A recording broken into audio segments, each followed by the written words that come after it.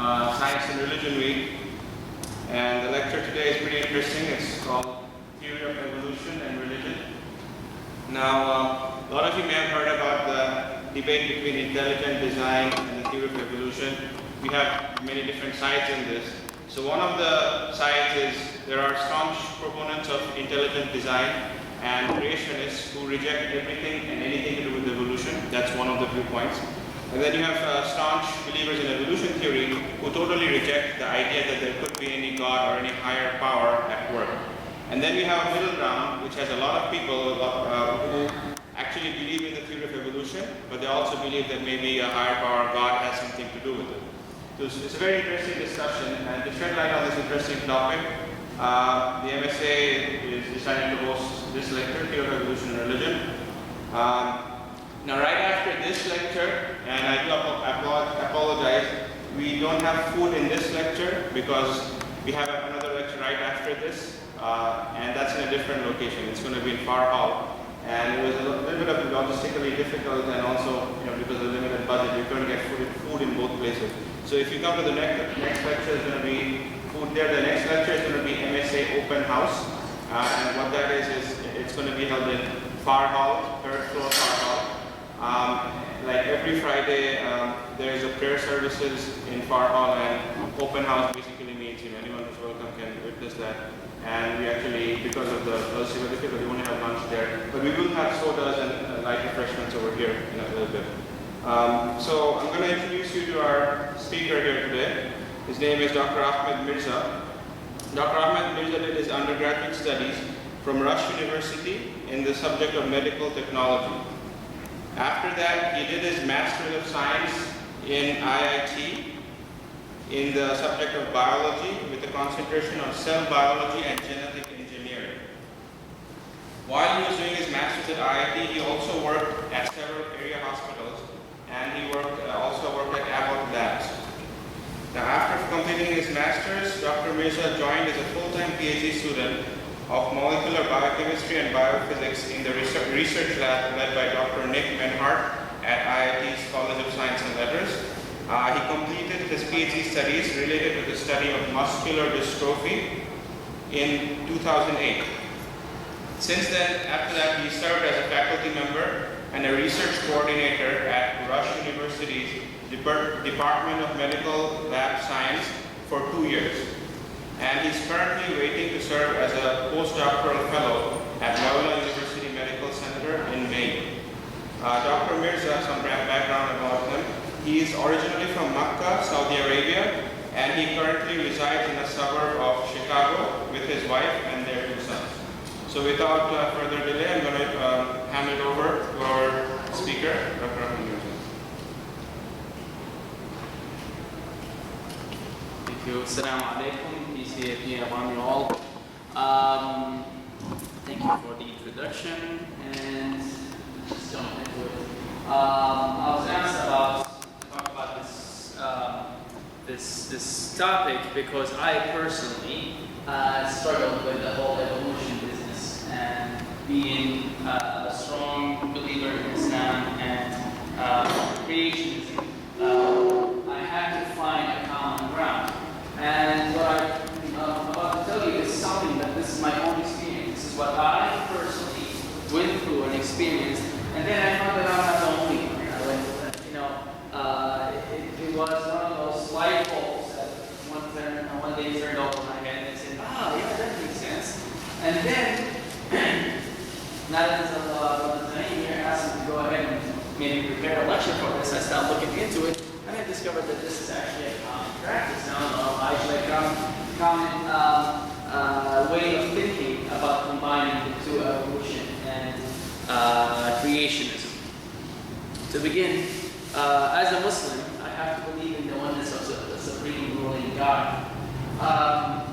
This, of course, as a scientist, doesn't sit very well, because as a scientist, you immediately believe that everything is in existence and has been in existence for all since the Big Bang theory, since the Big Bang, actually, I should say. So everything has been around, and everything is just nothing but a big cascade of one start. Okay. So that obviously doesn't go very well, but again, I believe in one God. And by the way, when I say Allah or God, it is the same thing, the same word. The word Allah in Arabic means al, which means like in Spanish, al, which means God. Okay? So the first word is in the word Allah is the. Ilah is the other part, or even in Hebrew, Ilai, means Lord, God. So Allah means the God. Okay? In Arabic is Allah, as I said, in Hebrew it could be Ilai. Other names might be similar to this. So I, as a Muslim, believe in the oneness of God. I believe in the unseen, which means there are a lot of things that happen around me that is out of my control, that happens due to, specifically, since I believe in the one supreme ruler, it is because of the ruling of God. Okay? So I believe in the unseen. I believe that there's things that are around me I don't know about, and they're happening for a reason. With the supremeness of God, I believe that God did not just let us wander about on earth and without giving us any guidance. So He sent down messengers and they delivered a message. And with these messages are His books. And within these holy books, it says that mankind was created from mud. Little sand, little water, mixed, let it simmer for I don't know how long, and boom, you have mankind. Well, all of this again are things that I have to believe in as a Muslim. As a scientist, can I prove God? If I can prove God, we won't be having this discussion. Right? If I can show you evidence that God exists, and say, there, look, you see that's His footsteps, or whatever, then we shouldn't be here. We're done. So no, as a scientist, I cannot prove God. Do I believe in the unseen as a scientist? Yes, I do. As a scientist, of course. I work with DNA. And I always work with the DNA in little tiny tubes, as you can imagine. Anybody in biology? No? Oh, you are? So, have you ever seen DNA with your eyes? No. Well, you see its evidence, but you don't see it. I hold a tube that looks clear. There's no difference between that or a few drops of water. You can drink it. You won't know. You can see pictures. But eventually, you can do something. You run it on a gel, right? And you can see it. You can see the evidence of it. Go back a little bit in history. What's in blood? Well, I don't know, just red liquid. And again, knew that cells existed in it. No. Not until somebody discovered a microscope or made a microscope and started looking closer and closer and discovered that there I see cells in there. And as we discovered a little bit more about cells and cell biology, we go into it and even more stuff. So, just because I don't see electricity, that doesn't mean it doesn't exist. I can prove it electricity. No matter what I can do, I'm not going to be able to see electrons running through the copper wire that makes an electric wire, right? But I know it's there. I can see its effect. I can see a stream of electrons go through, it will turn a motor. So I do believe in the unseen. Because to me, the unseen just means something I cannot see by myself. I need some kind of an instrument to show me. I'm still an idiot, haven't learned about it yet. Can I prove that mankind evolved along with everything else? Well, the question here remains, can I really do it? Now that's the question. Yes, of course you can. Look, you have the typical, pictures of man, ape walking to becoming a man. That's a proof. We have Neanderthal fossils, and starting from Lucy, the first bipedal ape that walked on 2 feet, all the way down to us. That's not that far-fetched from saying, well, I believe that God exists because I see miraculous things happen around me, or people who I got saved and this and that. So I think both in this case, I don't know if I can prove that mankind existed. However, I truly believe in that picture. As a scientist also, what is evolution? Since we only have one biologist. What is evolution? Evolution is the natural selection or natural pathway that everything on Earth is what it is today. You can look at dinosaurs, and you can see what dinosaurs started from and how big they got.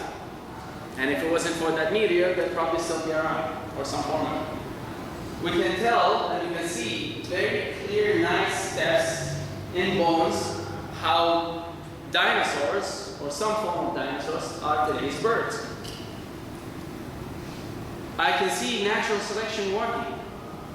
This is the picture that everybody will talk about that brings the Jesus fish versus the Darwin fish with the legs coming out of it. This picture, this is the finches of Darwin, Galapagos Islands. He went there, 4 islands apart.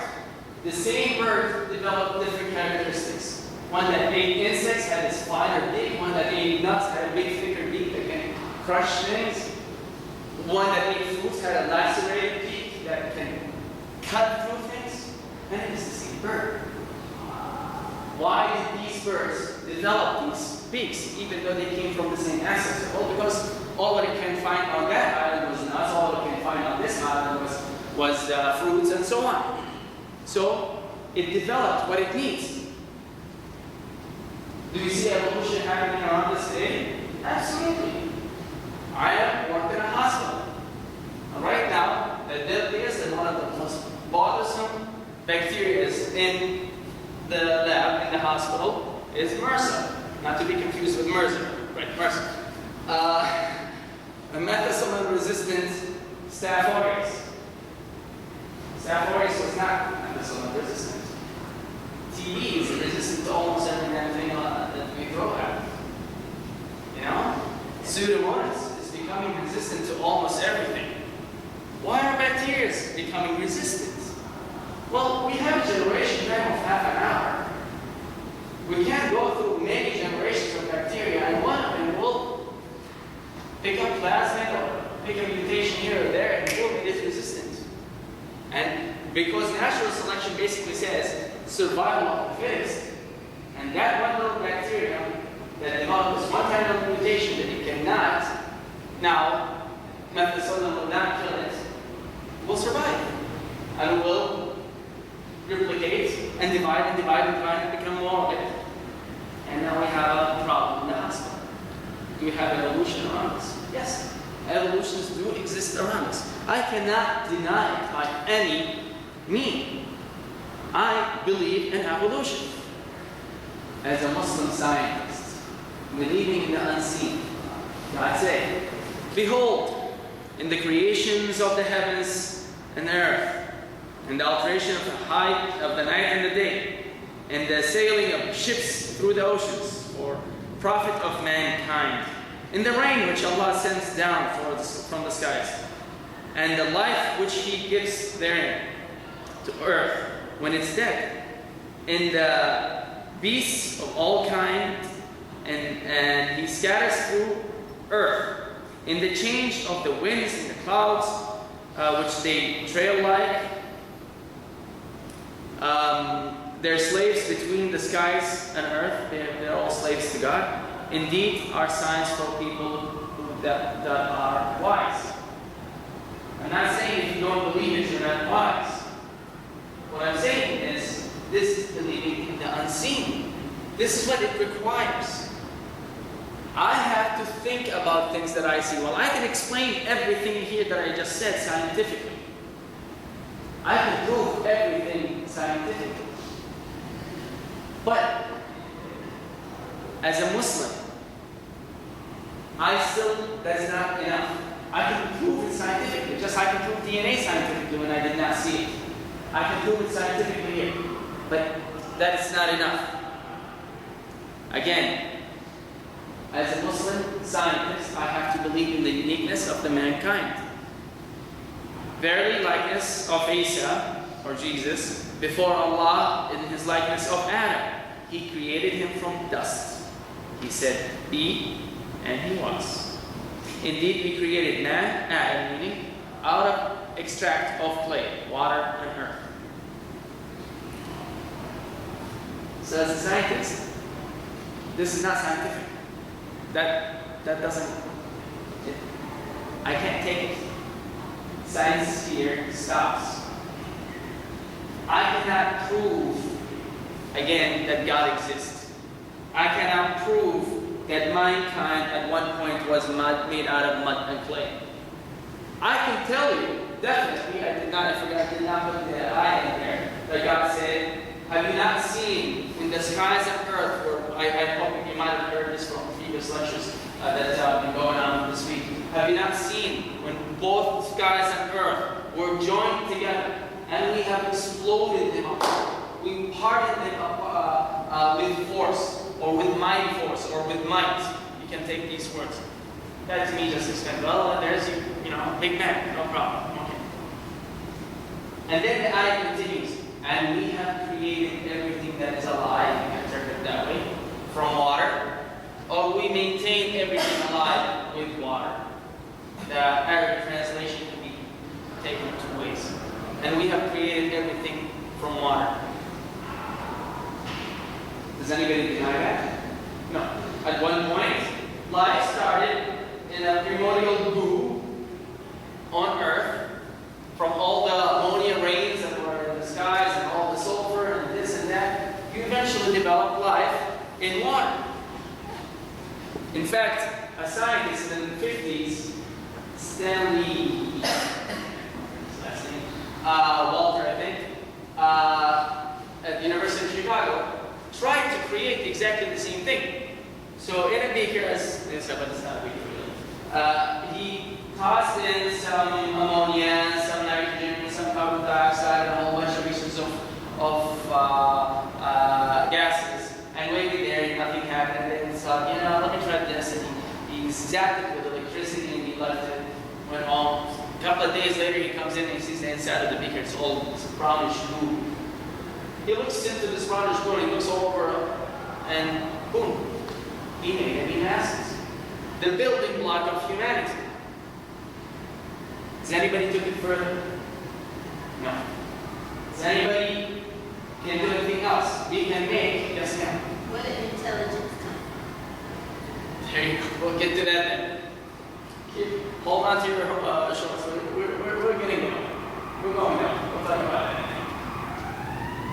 Where did intelligence come in? But before we go into intelligence, when did this goo in water that was amino acids, they predicted there was a lot of lipids, and when you put lipids in a place and you throw some salt on it, lipids will immediately gather together and make a micelle. That was there. When did it decide that that lipid wanted to replicate itself? When did it say, I need to replicate, I need to try to protect myself, I need to intake nutrients and push out leftovers? That's life. That's what life description. Life is that it reproduces. I'm not talking about sentient life, I'm not talking about intelligence, I'm just talking about life as a cell in a liquid. When did this bunch of amino acids, when did the lipids came together and they said, all right, you know what, I have everything I have in here, let me make another one. And let me repeat and replicate myself. Nobody knows, nobody can get it done. In the Quran, there's a challenge that said, if they try to make a single, a wing of a mosquito, they cannot. I'm not talking about cloning, because cloning is started with something. I'm talking about making it from scratch. Cloning, I have to take cells from somebody to clone. I cannot just clone you. Well, I cannot make a human yet. I can clone a human, absolutely. There's no problem. Just make it a copy. I'm talking about creating. Just like creating the Mona Lisa.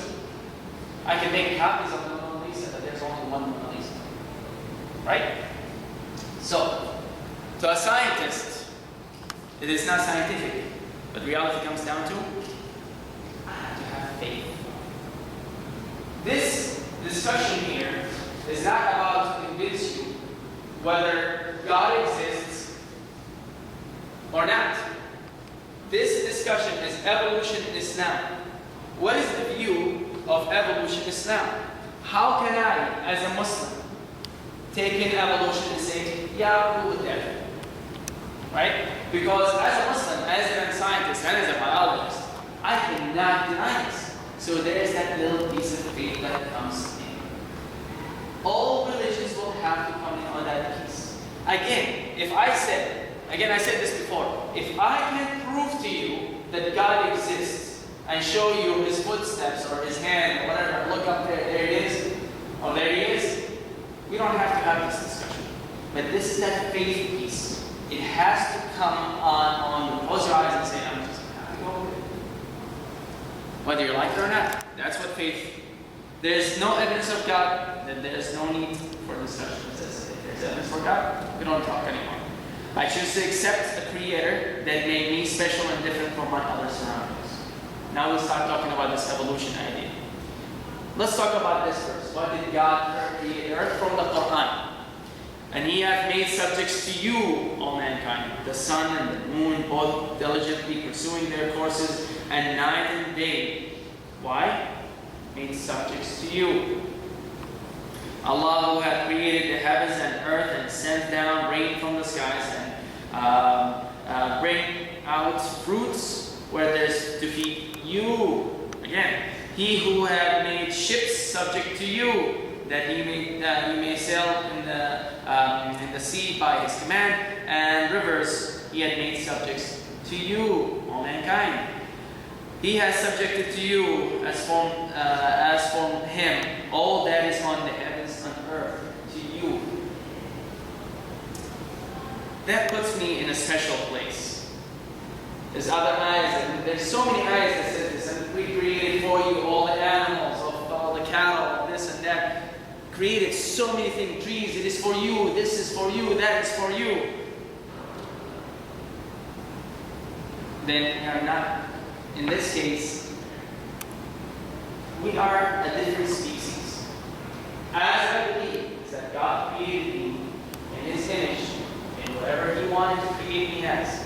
He made me out of mud, he made me out of clay, he made me out of sand, he made me out of dust, he made me out of cardboard boxes. I don't care what he made me out of, he just created me. That's the first step. After he created me, he said, all right, here, I made this little playground. You got to go down there and live there. If you ask as a Muslim, why did God do that? It's very simple. For us Muslims, we say, there's this one verse in the Quran that says, it's very clear, I have not created you all except for the sole purpose of worshiping me. That's it. In another ayah, it says, God created the skies, the earth, everything that's on it, and for you, to test you. Who amongst you will do the good deeds? It is a test, it's a playground, it is whatever you want to call it, but basically it comes down to that we are not more than randoms, aliens, residing on this planet. It's made perfect for us. It's got all the facilities that you need. Earth has everything that you want. Whether you want to take it that you came from outside and lived on it, or you're renting it, your time here is short. You come in here, you reside on this earth, and you're done. Everything has been made for you perfectly. The whole, everything on earth is created and catered for you. Does anybody question that we as humans have used perfectly compared to other animals all the resources of earth? Animals use whatever they need, and that's it. It is us, mankind, who really did a great job of utilizing everything on earth to serve us, right? Whales don't have any use for trees, do they? We do. We do everything. Earth is nothing but a subject for us to cut from, to use, to live on, to do whatever we want. And here's my humble proof. If you look at the great silverback apes in Africa, these guys are amazing. Biggest ape there is. Alright? Very close relative of humanity, supposedly. Very big guy. Huge. That ape, whenever it lives, what does it eat? It eats tree bark. So the entire time it's sitting there eating, it's breaking one branch after another, taking the eating the shoot, the inside part, the soft part, and throw it. Taking another piece and another piece and another piece. How much do they eat? They eat between 200 to 600 pounds a day. Alright? Now imagine a nice little garden. A troop of apes go in there and they start breaking and eating everything. What's going to happen to that garden? Let me say that again. What happens when they sleep? When they sleep, they break a whole bunch of trees and branches, put it like a nice little bed, they lay comfortably in it until the morning, and the next day they have to make another bed. Why? Because it's not nice and cushy anymore. That's what they do to sleep. They destroy completely the place. They wreak havoc on this place. But you know what they do? They leave that place, never to return to it for 7 years. 7 to 8 years, you don't return to the same spot. Why? Let it chance to recover. They're doing a favor. They're taking out the old, letting the new come in. Everything stays nice and healthy. Right? Have you ever seen man take care of his surroundings? Okay? We're just now learning to take care of our surroundings because we are already, it's too late. You know, we have done so much damage that we're trying our best now to fix things. This is an animal, and that's how it's been doing it for eons. When have you seen a lion that hunts for pleasure or sports? Animals in general know when to stop. Animals in general know one simple rule. They know how to respect the ecosystem. We don't. Unfortunately, to say this is no different than when I tell you, you own your house versus you rent your house. When you're owning your house, you are continuously trying to make it better. You're spending lots of money into it to increase its value. You care about it. If your kid goes out, well, I don't see except for maybe one here. I know that has kids. If my kid takes a market goes to the wall to it, you know, if I don't care about my security deposit, no big deal. But if it was my house, let's clean up. We care about what we own. Unfortunately, we don't show this sign. As I said, all animals know when to stop because they protect the ecosystem. We do not. We use and abuse. So, let's come to the tough part. Genetic similarities. Mice are 85% genetically similar. I share my genetics with 85%. 85% of my genetics is exactly similar to a mouse. Don't look like it. Oh. Right? The big whomping one. I share 98.5% and even more of my genetics with a monkey. Here it comes in.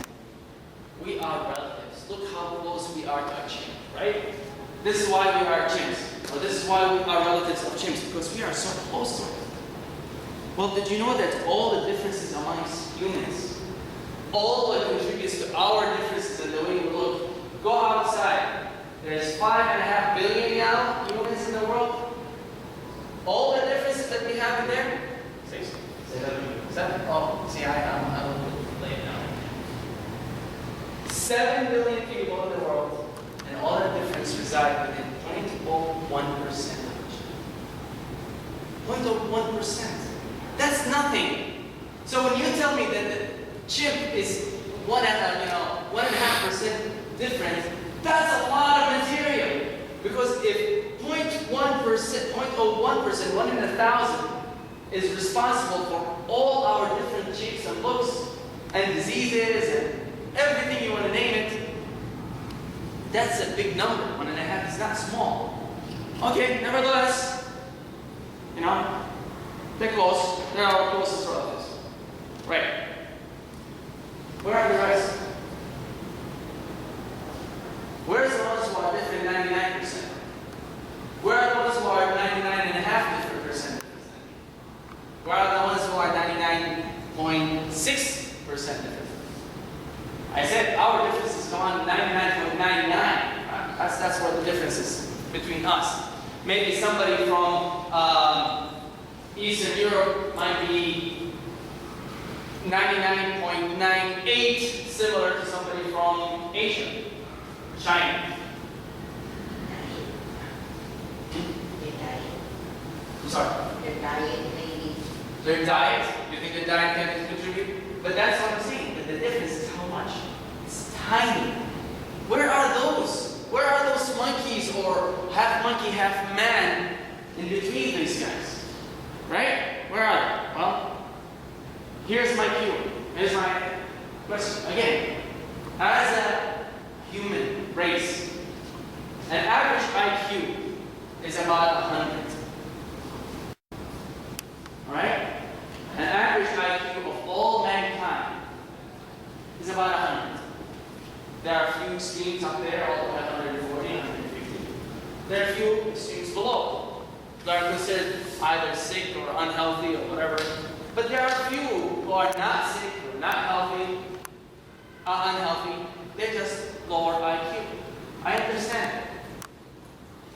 But I want to give me another species that has an average IQ of about 50 or 60. Or 70. I don't know what an average IQ of an 8 or a chimp. I'd say it's around like maybe 30 or 40 because it's an average IQ of that of a 5-year-old child. Where is that? If you tell me that we are related, where is that piece? How come they're not there? Well, I have to answer that too.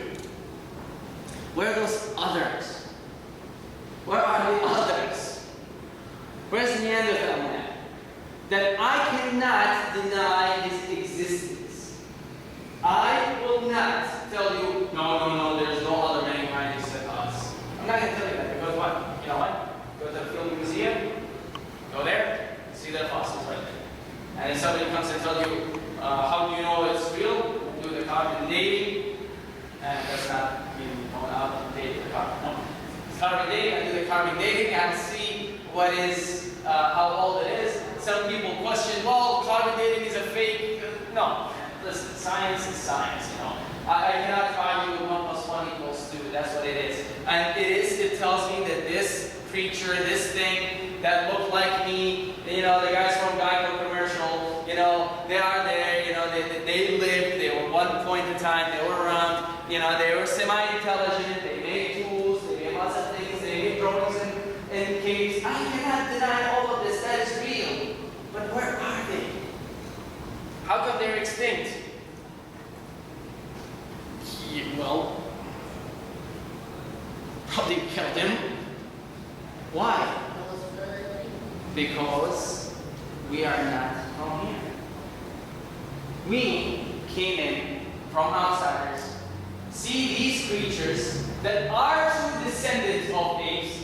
They are the missing gaps between a chimp and us. But obviously, as a human race that is developing after the creation of Adam and Eve and plentiful children that keeps going and multiplying, all of a sudden you see this little thing. They're migrating, they go to a cave and they see one of the guys and they go, oh, this is scary, and they obviously freak out and most likely will kill it. They are far less supreme than us, they are far less intelligent than us, and they're not going to stand a chance with our education, with our knowledge. Especially that we know in the Quran God said that He had taught Adam the names. Scholars say, what does that mean? He taught him everything. He taught him that this is a chair, this is a table, this is sky, this is light, this is this, this, that. He knew everything around him. Also, a little bit after Adam is Noah. And Noah built the ark. And it says, and we read in the Quran, and he built the ark using flat sheet and hammers and nails specifically. Well, if somebody was supposedly a few years after that first creation of Adam and Noah, as after, and if we didn't know anything and we were cavemen, how in the world did we put an ark together? Again, we are talking here about faith, but how can I combine faith and science? So I killed him. There were two. There's no way that they were going to compete with us. And that's why they did not survive. And that's why that continuation, that if we had not interfered, at at one point, those apes might have reached an intelligence by now. Those apes are what, 100,000, 700,000, 500,000. Lucy was 2 million years ago. So I'd say the Neanderthal, which is actually about 100,000 years ago. So if we had left the Neanderthals alone and we did not kill them, maybe they'll be up in the IQ of about 50, 60, 70 by now. God knows that. I'm guessing. But they're not here. Because we interfered. How come amongst us humans, if we are saying that we've been around since 100,000 years ago, how come we have not changed much? Our evolution today comes from knowledge. The only way we are evolving is knowledge. You know, there are people 5,000 years ago who built the pyramids and showed amazing scientific facts. They mummified people. They knew chemistry. How come we have not gotten so much far more intelligent than that and we're still learning how to do that? When he was building the Tower of Babel, which was in Iraq, y'all might not know yet. Right. God changed the language according to history. Absolutely. Right. This is according to biblical. Yes. And we have that in the Quran as well. That God changed the languages and spread you around the world and changed the languages so that you may interact with each other. So that you have civilizations, that you have societies that interact with each other, that benefit off of each other. So finally, to come down to this, because this was my last slide. So finally, what I want to say is, as a scientist, I have to believe in evolution. And I cannot deny that life started in water and crawled out of water and made it onto land. And some water creatures, after living on land, went back into water like the whales. And the ball kept rolling. But all of that was just to create and make that build apartments simmer and be ready for the introduction of that supreme being compared to the surrounding mankind. And why did God create us so similar and use the same genetics as chimps and apes? Why do we have DNA? Why didn't God continue us making us in mud and clay so I can say, no, I'm made of mud, nothing else is made out of mud in here, except mud. Why did we do that? Why did God do that? And again, we go back to the same leap of step. To us, it is as a fitna. It is a test. It is a trial. It is to test amongst you who would believe and who would not. Who will be so skeptical that I'm not going to believe, no way, there's no God, I'm not going to, I just disbelieve everything. Or who's going to say, yeah, there is a God. I believe in God. I believe in this. I believe that He made me special. I don't think that my grandfather was a monkey. I think probably my grandfather was a monkey. And I had, again, I would have a few monkey cousins. God knows I do probably have, the acts. I know that my kids have monkey genetics, because they act like monkeys. But no further than that. Again, look at the world around you. Explain 7 billion people looking and acting exactly the same. You have few misfits here and there, no different than having, misfits meaning geniuses, but at the same time you have people who are having very deep, troubled IQ. You have people who, I did lectures about nutrition, and I talk about the risk of heart disease and all that stuff, and how we have to prevent it and all. But I also mentioned a case where this one guy lived all of his life. He's 93, 95. He looks like an ox. He's strong as an ox, I should say. Thin as me, or thinner, or whatever. Eats every day the junkiest food there is. And his cholesterol is quite normal. Why? Well, that might be that other genetic that you want to go after, mutation that you want to go after, because that guy doesn't deposit lipids in his veins. He's fine, right? So you have that. Maybe his kids are going to survive a little bit better. But how come we don't see survival of the fittest? Before you had high child mortality, and now we have less and less because of medical intervention. So our evolution is happening. We do have survival a little bit of the fittest, not because we car would more fit, because we're not back like animals that if a cheetah is too slow, it's not going to live. And if a gazelle has a lip in its leg, it's going to be first eaten and taken out. That's survival of the fittest, which still to this day exists. But I say that I cannot believe that our human existence today is like that. Again, we've been around for 100,000 years. How come we haven't changed?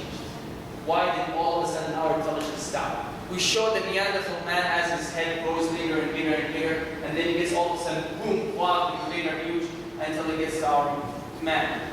How come our brain is not getting bigger? For the last 100,000 years, how come we're not getting any smarter? We're still the same. Again, our evolution is knowledge, computer, technology. That's what we can do with it. Aside from that, I'm nothing but a creation of God that was placed on the creation of God, using things that are created by God in an evolutionary fashion that created everything from water. He said, be, and it is. And that first life sparked it, and then life evolved and evolved and evolved and evolved. And in the end, we still, that rental that we are in does not have its own intelligent life. The intelligent life on this planet came from outside as a creation of God, separate entity. That's it. I can have questions. Before we open the floor to questions, just one quick announcement. Thank you very much, Dr. Ahmed Mirza, for the wonderful presentation. The announcement is Dr. Ahmed Mirza is also going to give a lecture right after this, but it won't be here. It will be in Far Hall, third floor Far Hall. It will be an open house, I may say open house, and that basically is every Friday Muslims go to pray in the mosque, and so if you want to see what happens in the mosque, you can come there, and we have lunch there. So now the floor is open to questions. If you have any questions, feel free to ask our distinguished speaker. Okay. Do something, because I assume you all have at least had basic physics. My family, we have Christian, we have Muslim, and yeah. My mother got 8 children, 4 Christian, 4 Muslim. And so, it's a debate. My mother being very something. And so we was having a debate as to was Jesus Emmanuel God with us, right? As you say, you take the test too, right? And so God had me ask my brother that's an email. I'm a lot of my mother just says, do the shit on our thing, just what you're on me.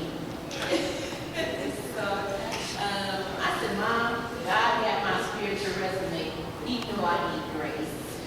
And so me and my brother was having a debate as to whether Mary had a virgin birth. And so the Holy Spirit came to that. So now they say it comes to you by reading the thing. That's like my body. Someone kept telling me to ask my brother the concept of a test tube baby. Okay. I'm like, what that got to do with you going to tuck your in on the lobby? Because he had just given me the hadith of Mary possibly being caught in a sandstorm, meditating on the Easter bird, and that's probably what she got pregnant at. That's all right. And so, but it's in here, right? But you've heard of it before, right? Anybody heard of it before? The assumption that Mary, the wife of No, in Islam, we hold Mary as the highest. So you believe she had birth to her, right? Of course.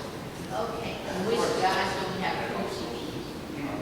And so God started telling me, ask my brother which his name is Elijah. And so I said, well, God, what that do with have to do with the whole scripture to me ask? And so I said, Elijah, God told me to ask you the concept of test tube baby. And so he said, yeah, but the man still has to donate the sperm to a pregnant woman, right? Right. And I said, yeah, she can't be a virgin that receives the substance. right? Okay, true that, but man still have to donate. So the Holy Spirit after that tells me to ask my brother, what's the IE of sperm? So the IE, the order, right? And so he thought he couldn't think of where the IE was. The Holy Spirit told me to tell him Adam, right? First known IE of reproductive serum was Adam, scripture, right? And so, in which God created Adam in his likeness and his image and breathed into his nostril to make him a living soul, right? So God owns reproductive serum, right? Like test tube babies. And so, and so therefore he can impregnate with his spirit whom he pleases, because he owns his life. True. Okay. But to us, though Miriam was miraculously impregnated, yes, she gave a miraculous birth, yes. That to us doesn't make Jesus special, except that he is a messenger of God. Because that first verse that I mentioned up there, if you think that Jesus' birth was so miraculous, I believe all birds are. Adam is I guess that's true. right. Adam is even more miraculous. Jesus had a mother, Yeah, that's the ground. right? Adam did not have mother or father, so it's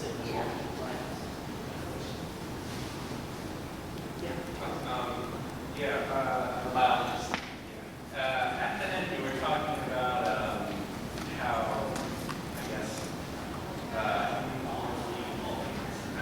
Say that again.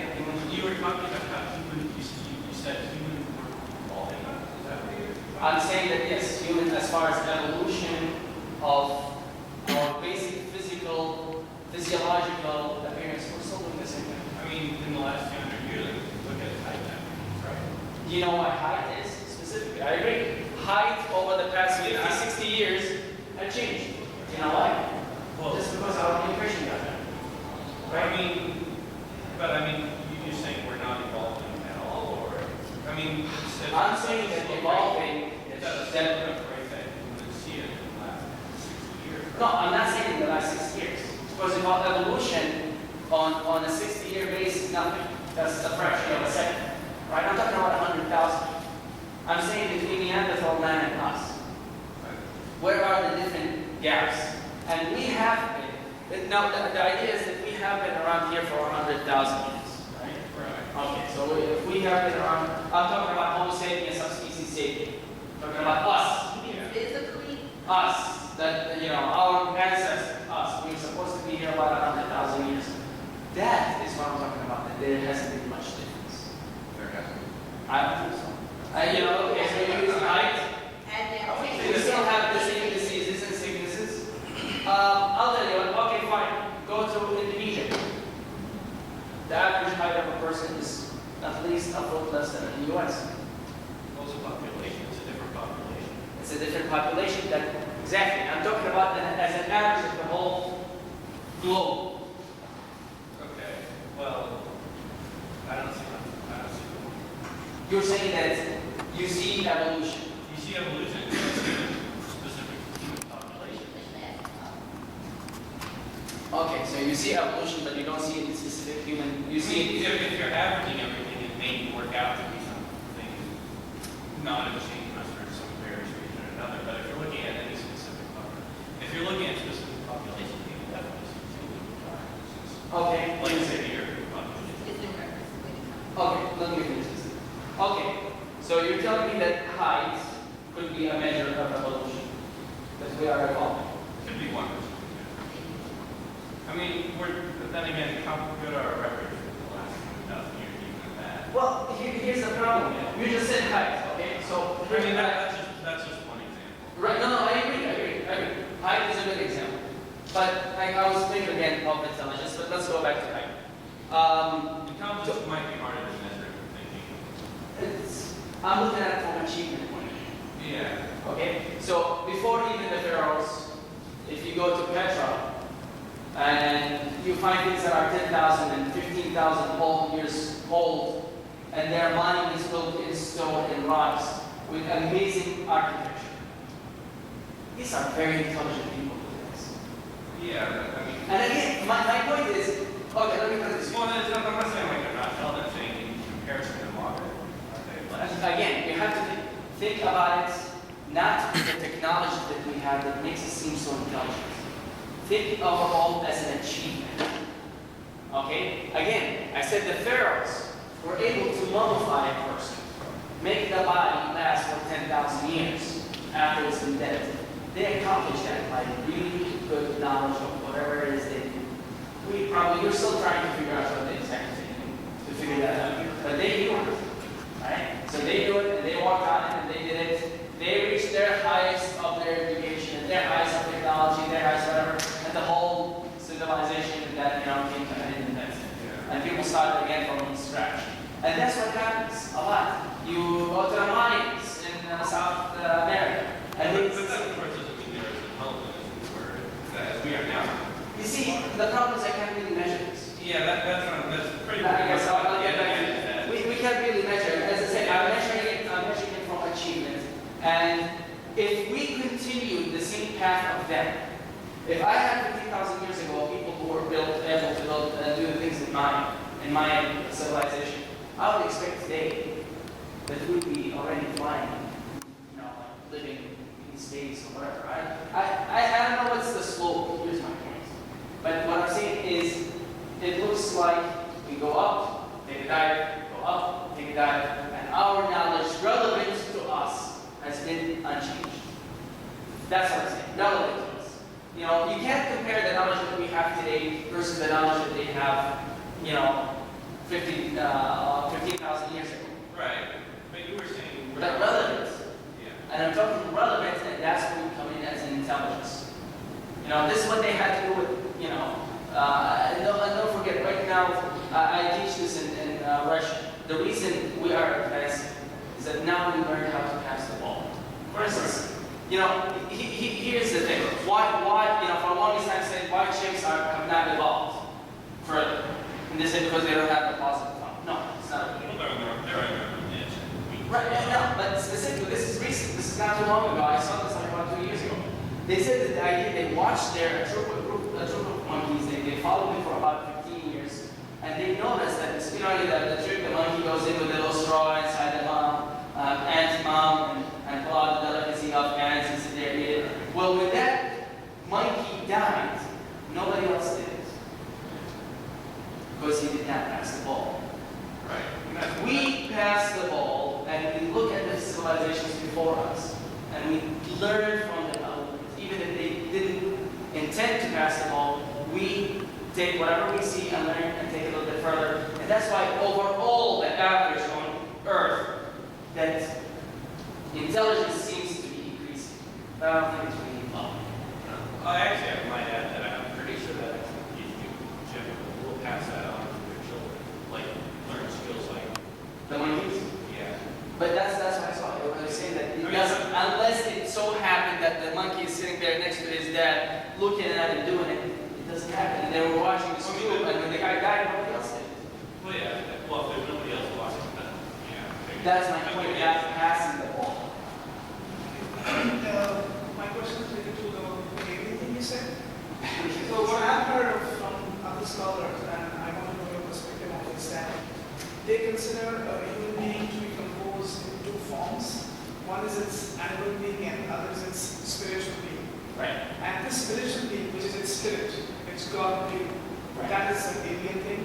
Whereas the animal being of the human being has been evolved, say like for example what science says, maybe from Homo sapien or from whatever species were there. And God chose a pair of these species and blew his spirit into that species, and then they became Adam and Eve.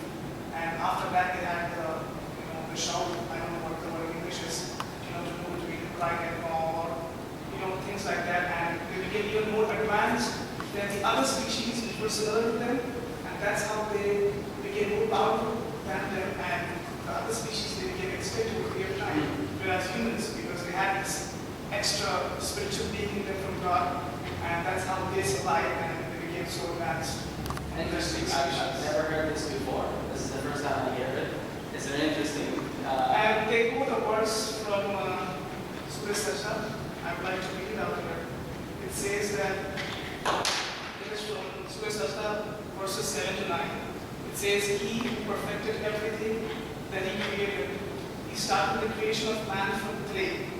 Then He inculcated in him the potential to reproduce, the second stage. First stage was he was being created from the clay. And to reproduce through a drop of humble fluid. Then, that is the third stage, He embellished and fashioned him in due proportion and breathed into him of His Spirit, and thereby developed in you the abilities of listening, vision, and feeling. So this ability of feeling, vision, and listening came when He blew the Spirit into that special pair of those species. And from that species, we have the 7 billion people that we have, they're all descended from that species, not from any other species. And the other species, they became extinct over a period of time. So how do you see this view? Do you see any flaw in this from the religious perspective? That ayah specifically was talking about the steps of human development, right? It was, now, this is a different interpretation. I've never heard this before. But again, if you had attended the previous lectures that were done here, is that one of the lectures talks about the human development, and it talks about the stages exactly of human development, embryology, basically. In fact, if you look up Keith Moore, who's titled the father of embryology.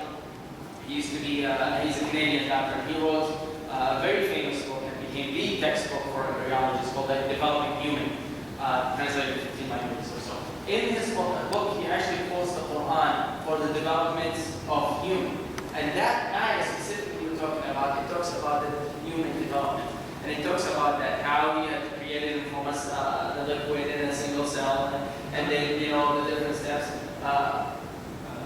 Give me a second. Yeah, okay.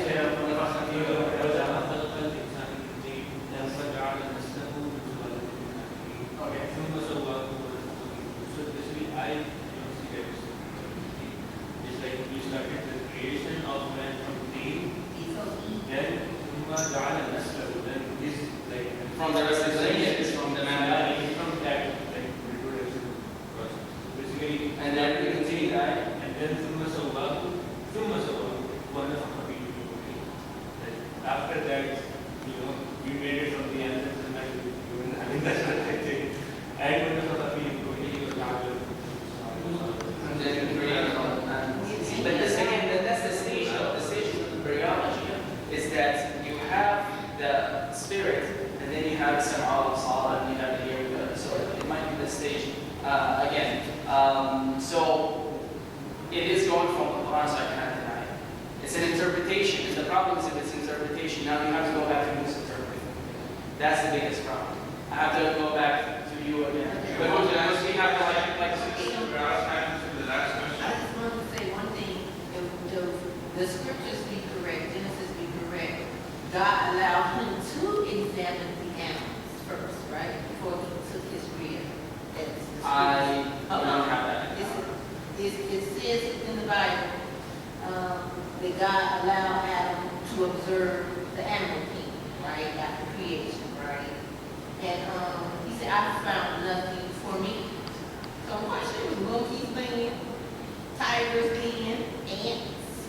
Know that he, And then he created Eve. I have made for you equal man, right? Because he found nothing compatible to raise him.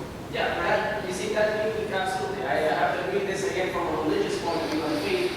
That's absolutely. But the problem, you coming back into the whole science issue, comes in the scientific factors that problem, and that's the last question we have to go. So I have to go there. It seemed like from your presentation, you sort of have a God of the gaps type of theme going on. The what again? God of the gaps. God of the gaps? Have you heard that? No. Go ahead. Okay, Explain it. it's a common, at least, it's a common religious justification. I mean, Yeah, it's God. scientific creation. Anything that's not explained by science. I'll fill it up with God. Explained by God, and it's not generally historically been a good argument.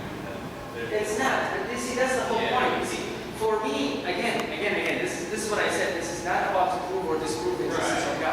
It is how I can make myself accept It this. seems like a justification that's sort of not very good. I mean, you're basically trying to feed your religion inside of science. No, I can't say that. No, because if you had attended the other lectures, and I don't know if you have attended the other That was lectures. the previous one. I don't know, when was that?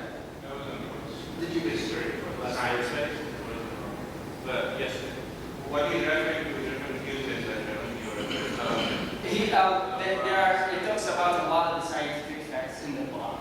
And there's a lot of scientific facts. Again, I was just mentioning father of rheology, Keith Moore, and you can go read his article. I mean, none of that's really all that convincing, though. I mean, it's stuff that'd be pretty easy for American culture to know.